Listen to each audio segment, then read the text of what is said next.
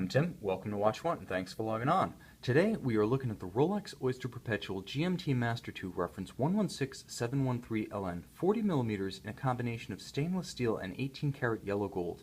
This watch, more than any other Rolex GMT-Master II, really represents the one foot in both worlds concept, that of the GMT-Master's origin as a hardcore pilot's professional watch, and its present status as a tasteful complement to an upscale dress ensemble and an heirloom quality luxury accoutrement. Two-tone with a combination of Rolex 904L stainless steel and Rolex's own 18-karat yellow gold. This watch is also of the 6-digit reference generation, so being the latest GMT-Master II, you're looking at the super case. And on my wrist, 6 1/3 inches, 16 centimeters, you can see it wears with a fullness and a presence and broad shoulders that you don't get in the traditional 5-digit reference Rolex cases, and I need to emphasize that point. When this watch, as the first of the 6-digit reference GMT-Master IIs, bowed as an all-gold piece in 2005, it represented an all-new generation of larger Rolex that nevertheless still measured 40mm. I need to emphasize that that 40mm measurement is between the shortest diagonal across the dial. So what you're really looking at is a watch with substantially larger lugs, substantially broader crown guards, and far, far more mass on the wrist than a traditional GMT-Master or GMT-Master II. I will say that unless you're really on the bubble for the original 40mm case, there's not going to be a question of whether this watch fits you so much as whether or not you prefer the feel of a burly, robust, massive sports watch on the wrist, or the lighter, airier, perhaps more dress watch-esque feel of the original 5-digit case. What I will say is that there's no questioning the substance. And on the wrist, again, 16 centimeters in circumference, I can tell you this watch feels far larger than 40. It feels like a 42mm Royal Oak offshore on a bracelet. And I'll show you some of the elements that have changed over the years on the GMT-Master that have really enhanced the feeling of solidity and substance. Now, of course, in the late 2000s, we saw the move away from the hollow end links. We saw the move away from the drilled lugs. Today, we have a watch that features solid end links, that has solid center links on the bracelet, that has solid lugs, and a very massive 6-digit super case with the broader lugs and the broader crown guards, as well as a clasp that's now milled out from a solid billet. So, to put it succinctly, there's more metal. Unlike the older stamped clasp, this one is very solid and very secure, and it closes with a satisfying snick, because the mechanism, like the clasp itself, is very robust. There's a lot more metal in there. It's very substantial. Likewise, functionality is superb. Rolex's 5mm Easy Link adjustment, you can see here, allows you to use this as you would a traditional sports watch. Like I said, the GMT-Master II 6-digit, the super case, the milled out clasp, it has the functionality of a sports watch. It's a rough and ready, hardcore adventurer if you want it. Little things like this, like the ability to do a tool-free adjustment of the watch during activity when your wrist might swell, when it might be hot out, if you're wearing this thing to the beach, to the pool, going for a jog, it's absolutely up for it, and Rolex gives you a feature set that accommodates that lifestyle. So the bottom line is the watch has the goods, but what it also has is good manners. And that's where refinement really comes into play. That's where the upscale element becomes pronounced. One of the key developments with the Super Case GMT of 2005 and the two-tone that debuted in 2006 is that it features the first use of ceramic on a Rolex product. Back in 2005-2006, this was revolutionary, but the key is it was also geared toward longevity. Now, ceramic is almost scratch-proof. Only diamond can reliably mar it, and it's just as hard and just as resilient for all practical purposes as the sapphire crystal itself. So what you get is a watch with a high-gloss ceramic bezel finish, so it's not going to look like a beat-up New York City taxicab fender after 2 or 3 years. The old 5-digit reference GMT-Masters, they all had aluminum bezel inserts that scratched quickly.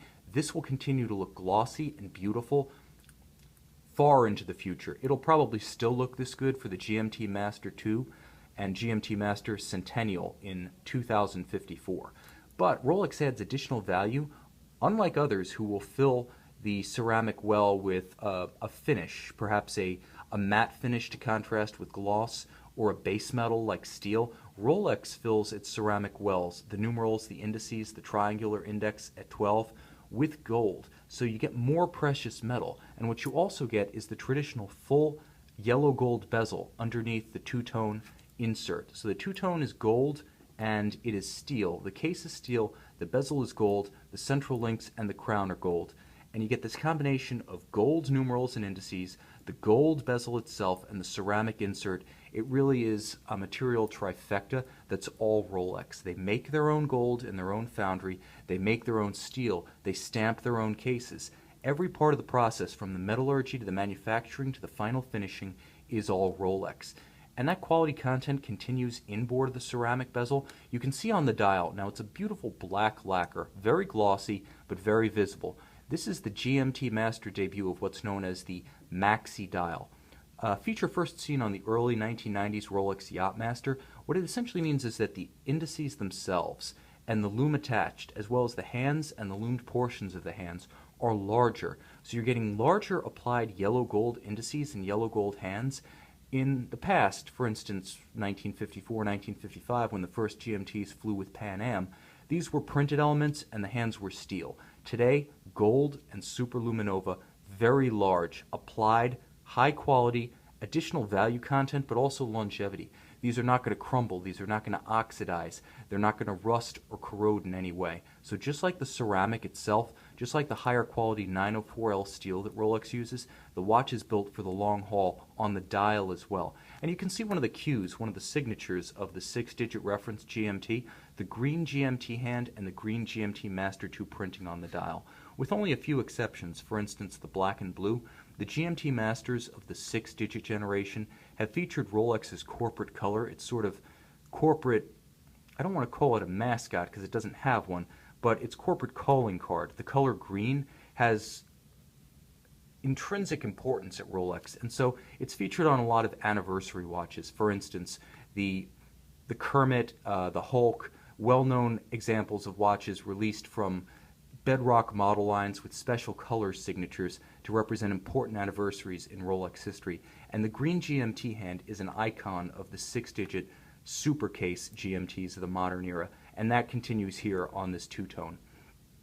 Now what you also get is the complication, because the GMT-Master II features 2 time zones, whereas the first Pan Am pilot's watches featured a 24-hour hand that would circulate as an AM-PM indicator, for instance 8 p.m. or 8 a.m., for the 12-hour hand, the idea being all pilots would have their watches set to the same time, Greenwich Mean Time, and then they would offset with this bidirectional bezel to find the local time at an airport depending on the GMT offset plus or minus of that local time zone.